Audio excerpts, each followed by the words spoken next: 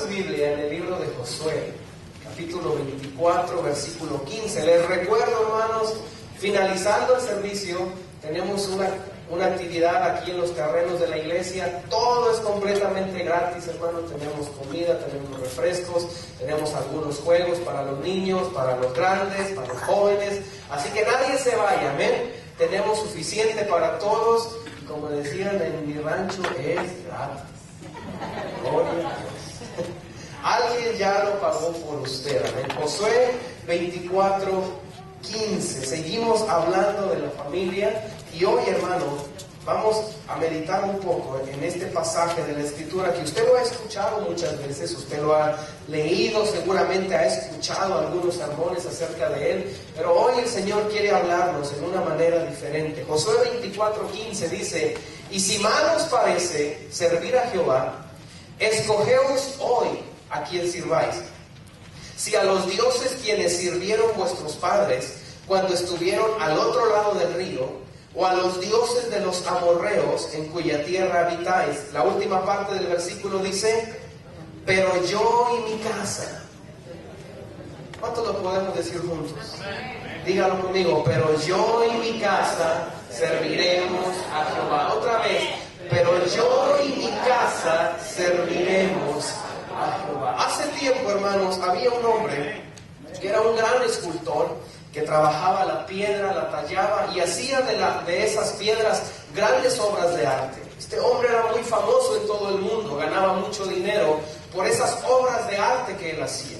Pero un determinado día este hombre dejó de trabajar con las piedras, dejó de hacer esas obras de arte y se ausentó del mundo del arte por muchos años. Después de muchos años, este hombre se le vio caminando en un parque con uno de sus hijos. Y una de las personas que lo vio era un periodista, era un hombre de la televisión, y fue rápido a saludarlo y lo reconoció. Y le dijo: usted es el famoso artista fulano de tal, que todo lo que sus manos tocan lo convierten en arte. Y el hombre le decía: bueno, favor que usted me hace. Y le decía: le tengo una pregunta. Dice el artista: ¿qué? ¿Cuál es su pregunta? Dice: ¿por qué usted ha dejado de hacer obras de arte? ¿Por qué ya no trabaja la piedra? ¿Por qué ya no hace esas esculturas tan hermosas y tan formidables que todo el mundo se deleitaba en verlas? ¿Por qué usted ha dejado de hacer obras de arte? Y este artista bajaba su cabeza, le enseñaba a su hijo y le decía: mira, ya no he dejado de hacer obras de arte.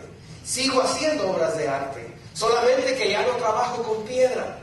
Ahora estoy haciendo una obra de arte en el corazón de mi hijo. Le decía a este hombre: porque ¿de qué me va a servir hacer obras de arte muertas si no le doy el tiempo a mi familia y el tiempo que mi hijo necesita? Cada uno de nosotros, hermanos, tenemos una familia que el Señor nos ha prestado, que el Señor nos ha concedido.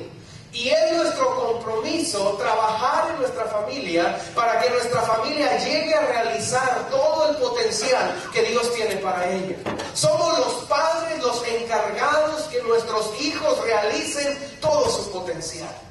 La historia de hoy, hermanos, vamos a hablar de un hombre que se llama Josué. Josué fue un hombre llamado por Dios, fue un conquistador, fue un hombre que Dios escogió. Josué era un hombre valiente. Josué era un hombre guerrero. Cuando Dios llamó a Josué, lo llamó para pelear, lo llamó para el combate, lo llamó para conquistar la tierra prometida. En la tierra prometida había ejércitos enemigos, pero Dios levantó a Josué para que Josué tomara la espada. Y con la fuerza de la espada, Josué peleara cada batalla. Josué fue un hombre que ganó muchas guerras. Josué fue un hombre que conquistó muchos territorios. La fuerza de Josué dependía de la obediencia que él tenía en Dios. Mientras más Josué obedecía a Dios, más eran sus triunfos y más eran sus victorias. Se dice que este versículo, el 24:15 que acabamos de leer, fue uno de los últimos versículos que Josué dijo. Es decir, cuando Josué dice estas palabras, Josué ya era un hombre viejo, ya era un hombre grande, ya era un hombre de gran experiencia. Pero todavía Josué tenía una batalla que pelear y tenía una batalla que ganar. Aunque había conquistado muchas cosas, todavía batalla más importante de su vida. Y la batalla más importante de su vida no era conquistar otros reinos. La batalla más importante de su vida no era ganar más territorios o ganar más guerras. La batalla más importante en la vida de Josué era poder guiar a su familia por el camino de Dios. El éxito más grande que un hombre, una mujer puede tener, no es un éxito material, no es un éxito financiero. El éxito más grande que podemos tener como padres es llevar a nuestra familia por el camino de Dios. ¿Dice amén a eso? Por eso Josué pudo comprender que él tenía que pelear esa batalla. Y él declara y dice: mi casa y yo serviremos a Jehová. Un hombre guerrero, un hombre que tenía muchos logros, basa su último discurso en decir: mi casa y yo vamos a servir al Señor. Ahora, esta palabra, hermano, servir, ¿qué significa servir? La palabra servir significa ser de utilidad. En otras palabras, lo que Josué está diciendo: mi casa y yo vamos a ser de utilidad para Dios. Mi casa y yo nos vamos a poner en las manos de Dios para que Dios use nuestras vidas como Él quiere. Usted y yo tenemos un gran compromiso de preparar a nuestra familia para que sirva a Dios con todo su corazón. Usted y yo tenemos el gran compromiso de preparar nuestros hijos, preparar nuestras siguientes generaciones, preparar nuestra descendencia para que sirva al Señor con todo su corazón.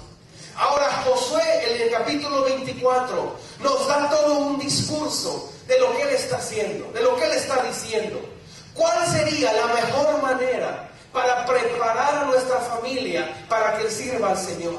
¿De qué manera podemos preparar a nuestra familia para que sirva al Señor? Primeramente, tenemos que reconocer todas las bendiciones de Dios. ¿Dice amén a eso? Nuestros hijos, nuestras hijas, nuestra casa tienen que saber y tener bien en claro que todo lo que se tiene es por la mano de Dios. Amén. Lo que usted tiene ahora, lo que usted tendrá mañana y lo que usted tuvo ayer, todo es a causa de la mano poderosa de Dios, de que Dios intervino en nuestra vida para bendecirnos. Para poder servir a Dios con todo nuestro corazón, tenemos que reconocer sus bendiciones. Y una de las grandes bendiciones de Dios es su poder liberador. Diga conmigo: liberador. ¿Dónde estaríamos hoy si el Señor no hubiera roto las cadenas que nos tenían esclavizados? Dice amén a eso. ¿Dónde estaríamos ahora si todavía estuviéramos atados en delitos y en pecados? Josué empieza a hablar con el pueblo y les dice: acuérdense que el Señor nos liberó de Egipto. Acuérdense que éramos esclavos. Acuérdense que no teníamos voluntad propia. Acuérdense que nos castigaban. Acuérdense que nos oprimían.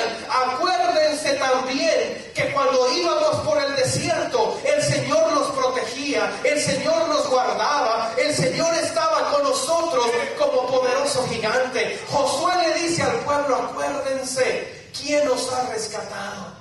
En nuestra vida personal, hermanos, tenemos que tener memoria de las cosas que Dios ha hecho. Es cierto que la Biblia nos dice que debemos olvidarnos de las cosas pasadas, pero también es cierto que debemos guardar en nuestro corazón todas las victorias que el Señor nos ha dado, todos los triunfos que el Señor nos ha obsequiado. Así que yo te vine a decir, iglesia, tenemos que reconocer que un día el Señor nos rescató del pecado. ¿Dices amén a eso? Un día bajó su mano al pozo de la desesperación, al lodo cenagoso, ahí donde estábamos encadenados, y rompió nuestra celda. Debemos tener presente que ahora estamos protegidos por la sangre de Cristo, que ahora la sangre de Cristo nos da la victoria, y nuestra familia debe saberlo. Nuestros hijos deben saberlo, nuestros nietos deben saberlo, toda nuestra casa debe saber el poder liberador del Señor Jesucristo.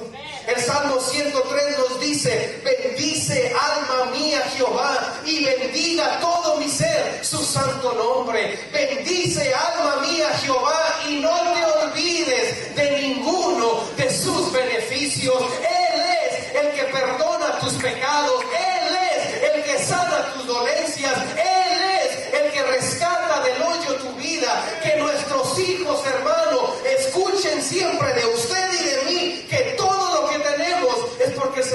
liberó. Es porque Él rompió la cadena.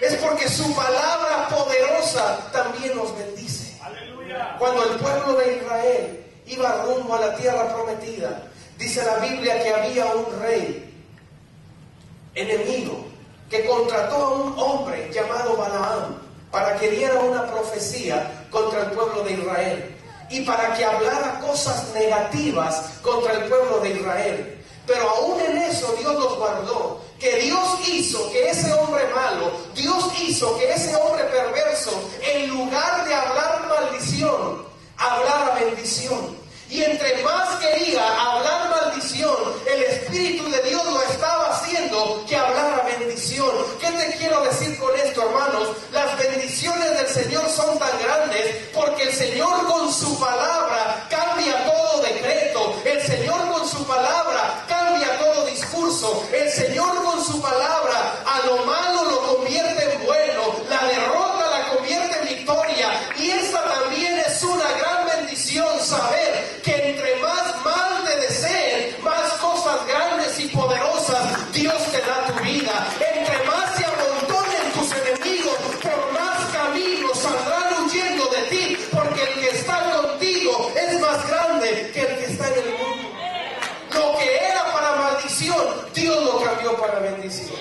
Lo que era para fracaso, Dios lo cambió por éxito. Por eso en esta tarde yo le estoy hablando a alguien y te estoy diciendo: lo que tú crees que es para fracaso en tu familia, el Señor lo va a cambiar para victoria. Y esa lucha, esa prueba que estás pasando, el Señor te va a levantar como poderoso gigante y va a poner tus pies sobre la roca y te va a hacer caminar en victoria. ¿Alguien puede decir amén?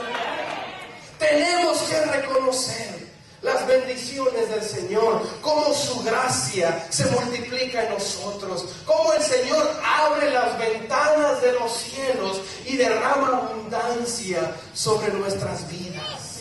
La palabra gracia significa un favor no merecido.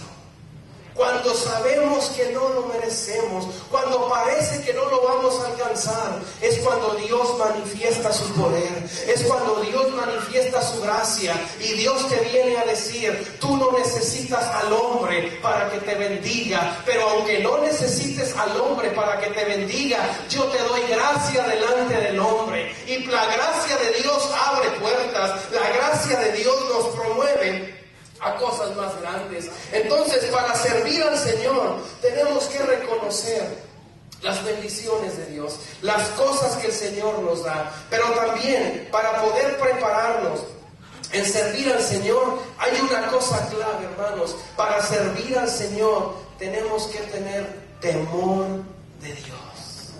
Diga conmigo: temor de Dios. La palabra temor de Dios, mi hermano, no es como el temor del mundo, porque el temor del mundo habla de miedo, habla de terror, habla de un espanto. Tenemos miedo a los juicios, tenemos miedo a la condena.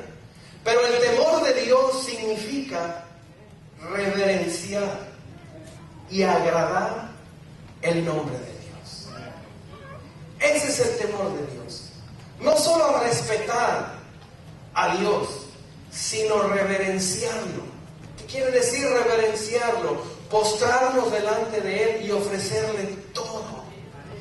Agradar su nombre. Temor de Dios significa tener miedo de ofender a Dios. De ofender a Dios. De faltarle el respeto a Dios. Pero de ofenderlo no solamente en acción, sino también en pensamiento. ¿Eh? Porque a veces ofendemos en acción, y eso es muy obvio. ¿Eh? Pero también a veces ofendemos en pensamiento.